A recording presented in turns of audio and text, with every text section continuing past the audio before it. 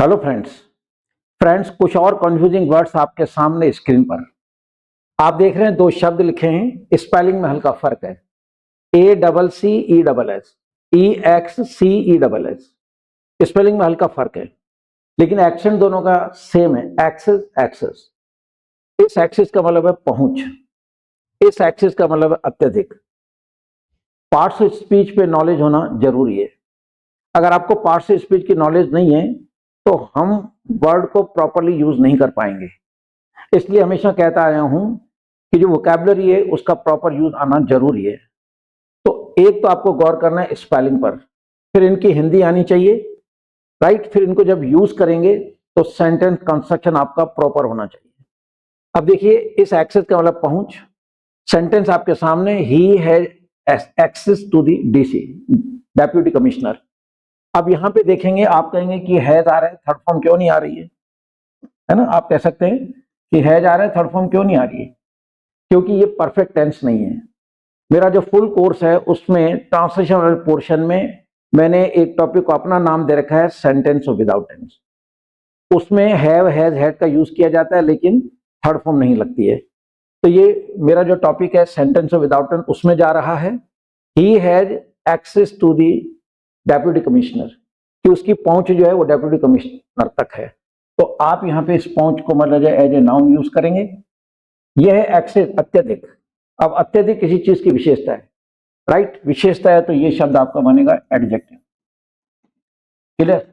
ये देखिए, how a man can earn excess money, कि एक आदमी बहुत सारा पैसा कैसे कमा सकता है, तो बहुत सारा विशेषता हो गई, राइट।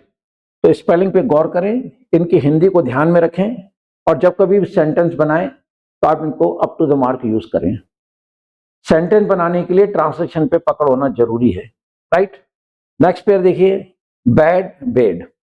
बैड मतलब बुरा, बैड बॉयज वर पनिश्ड, बुरे लड़कों को या गंदे लड़कों को सजा दी गई। अब ये वर पनिश्ड पैसिव सेंटेंस है, राइट। इसलिए कहते हैं कि बेस बनाना जरूरी है। तो यहां पे बैड बुरा है। अब ये बैड बॉयज, फ्रेंड्स अगर आप किसी भी शब्द की हिंदी पे ध्यान देंगे तो आपको बहुत कुछ समझ में आएगा कि ये शब्द नाउन है, प्रोनाउन है, वर्ब है, एडवर्ब है, एडजेक्टिव, व्हाटएवर। अब जैसे मैंने बोला बुरा लड़का, तो बुरा उसकी विशेषता हो गई।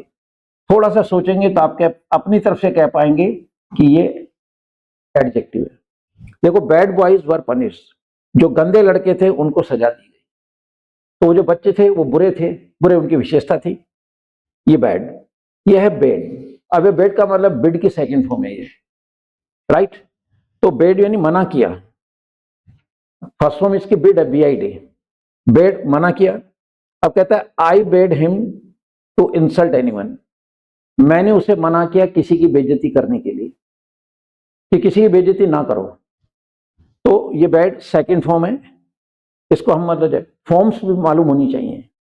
जो वर्ब होते हैं उनकी फॉर्म्स होती हैं, वो फॉर्म्स पता होंगी तभी हम टेंस के हिसाब से उसको यूज कर पाएंगे। तो ये बैड बुरा, यहाँ बैड एडजेक्टिव है, यहाँ पे ये वर्ब है, बिड की सेकंड फॉर्म है, राइट। तो नेक्स्ट पेयर देखते हैं, बेल बेल। कहते हैं मतलब जो उसको जमानत पे छोड़ दिया। एक्शन दोनों का सेम है, स्पेलिंग में फर्क है। BAIL जमानत, the thief were release on bail. Friends मैं आपको कह चुका हूं कि आर्टिकल, प्रीपोजिशन और पॉजिटिव प्रोनाउन के बाद जो भी शब्द आता है अगर अकेला है 100% नाउन होगा, राइट। आप देख रहे हैं ऑन के बाद आ रहा है, ये प्रीपोजिशन है, तो इस प्रीपोजिशन के सारे आप ये कह सकते हैं कि ये नाउन है। तो मेरा जो टीचिंग मेथड है उसमें आइडियोलॉजी यूज करता हूं। एकदम आप बेल शब्द को नहीं कह सकते कि ये नाउन है, प्रोनाउन है, लेकिन अगर मैंने जो आपको एक आइडियोलॉजी दी है कि आर्टिकल, प्रीपोजिशन और पॉजिटिव प्रोनाउन के बाद जो भी शब्द आता है अगर अकेला है तो 100% नाउन होगा, तो उस आधार से भी हम शब्द को पकड़ सकते हैं कि ये पार्ट से स्पीच का कौन सा पार्ट है, ठीक है। बेल, इस बेल का मतलब गठरी।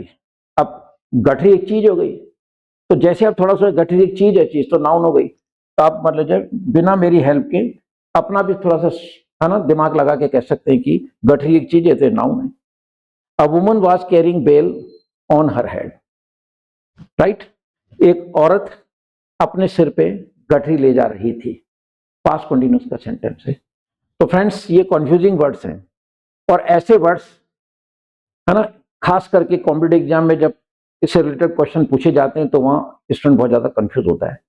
तो आप मेरे वीडियोस को अच्छी तरह से देखें और इन स्पेलिंग्स को ध्यान में रखें, इनकी हिंदी को ध्यान में रखें और जब कभी भी इनको यूज़ करना हो तो आप up to the mark use कर पाएँ। जय हिंद।